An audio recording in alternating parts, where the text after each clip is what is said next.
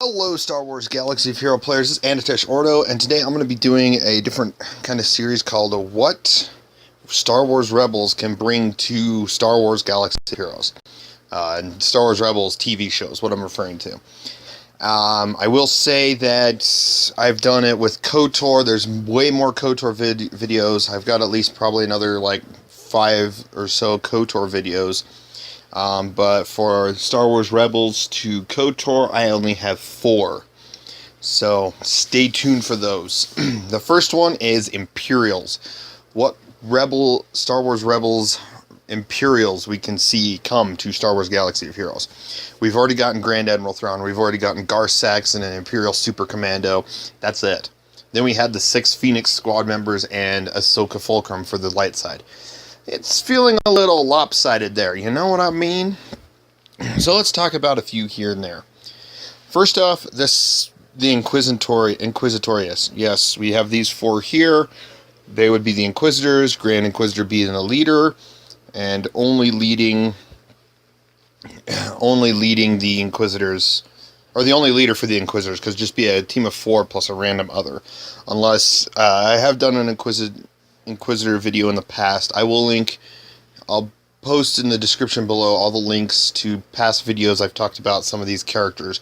I have talked about Inquisitors. There's been a few in comic books they can add in to make a 5th squad, just to make an Inquisitor team. I don't see this being a meta team. I see this being more for like territory war, territory battles, many other different areas of the game, like ships, because obviously they have their TIE Advanced. All of the Inquisitors do, so makes perfect sense for those characters to have these, 5 TIE Advanced ships.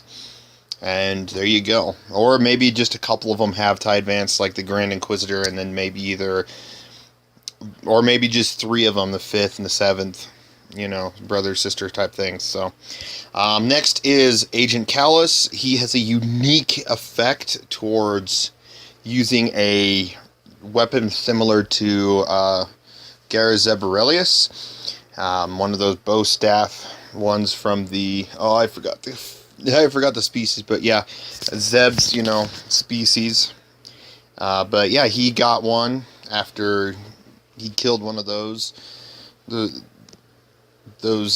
species. Man, I am sorry about that. But yeah, he has a bow staff type weapon that's a blaster that turns into a staff, so he could utilize that.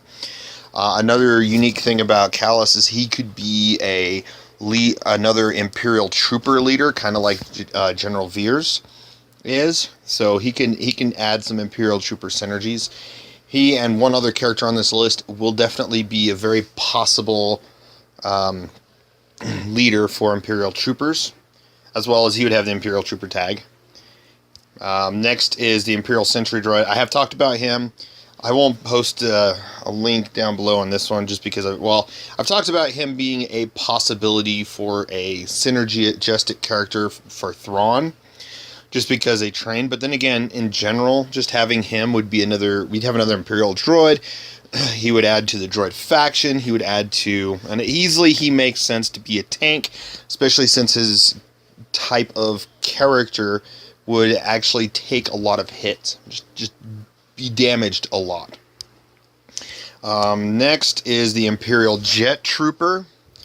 I'm surprised we haven't even seen a Jet Trooper or a Rocket Trooper. The Star Wars Battlefront 2 variant is just a more basic Stormtrooper helmet like this. But having one of these Imperial Jet Troopers in Star Wars Galaxy of Heroes would be kind of cool. A unique flying around type of character. Flies up, does an AoE or something, kind of like Gar Saxon or something like that. But hey, basic, special, unique, and he's done. Doesn't have to be a tank. I think he'd be more of a support because he would be aerial support. So it makes sense for him to be a support. Maybe he's a cleansing trooper. Next 2 are Tiber Saxon, which is the brother of Gar Saxon, and Captain Hark, which was the Imperial Super Commando that was the captain under Tiber Saxon. And if you do look at the, Captain Hark's helmet versus a regular Imperial Super Commando helmet, the little gray triangle on Hark is a little different than the little, I think they were like red downward facing triangles. But having these two added to the game, this way we can actually have an Imperial Trooper Commando have a little more synergy with Gar Saxon, as well as Hark having some synergies with Tiber Saxon, meaning we would actually see like these guys assist the Saxons. The Saxons.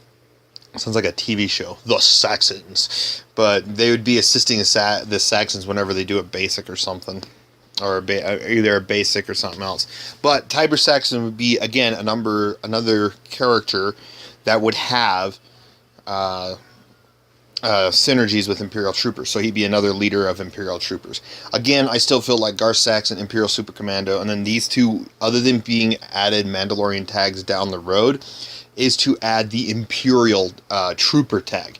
They make sense to being Imperial Troopers. So next is Rook and Governor Aranda Price. I guess I don't know how to pronounce that, but Price and Rook, these two, well, definitely Rook would be probably the #1 pick. I know I talked about a couple of synergistic characters that could work with Thrawn, being the Imperial Sentry Droid. I even talked about a Death Trooper variant for Thrawn. But really, I think, Rook would would make more sense because it would also tie into Legends, how Thrawn and Rook, had some synergies together. So that makes perfect sense there. And then Admiral Price, just kind of another Thrawn variant. Don't really have to see her in it. And then we also got, last but not least, Vault Scaris and a TIE Defender prototype, or just a TIE Defender with the yellow lions. It makes sense to have a TIE Defender, another TIE variant in the game that's Imperial, not First Order.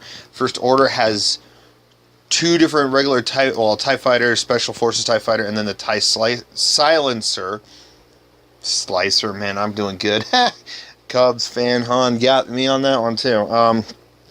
But then the Imperials, they just have a TIE Fighter. That's it. It's like, why?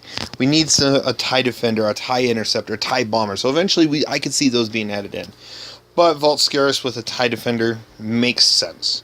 Other than that, let me know what you guys think in the comments below. Do you agree or disagree with some of this list? I really think that these Imperials would be cool to see being brought into Star Wars Galaxy of Heroes. It'll add the Imperial faction a little bit bigger. Like, you'd have the top tiered characters, the considered Grand Master characters like Thrawn, Vader, Palpatine, and then from down there it trickles down to just, lesser characters like Tarkin and Price, and then even Veers.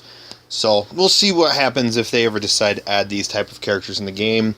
I feel like that would be down the road, as maybe an Imperial add-in and a Rebel add-in 1 month. Of course, I will say it would be nice to have some more variations of characters being added to the game that excuse me, more characters added to the game in new ways other than just marquee events. So we're not slammed with marquee events. Another way that, yes, they can make some money off of, I feel like they don't have to make money off of every single character, but a majority of the best characters making money off of, sure. Like when Bodhi Rook came out, he was a instant free to play right off the bat into one of the stores. We could still get a few of those variant characters, like Vault Scaris could be one, or maybe the Jet Trooper could be one. I don't know, but it's tricky because I feel like they probably won't be adding any more Rebels characters in the game. Which I kind of feel like that's kind of a disappointment because a lot of people have been wanting Agent Kallus, either Agent Kallus or a Rebel Kallus or a both. I feel like both variations would be better. So we'll see what happens. Again, thanks for watching, and you guys have a wonderful day.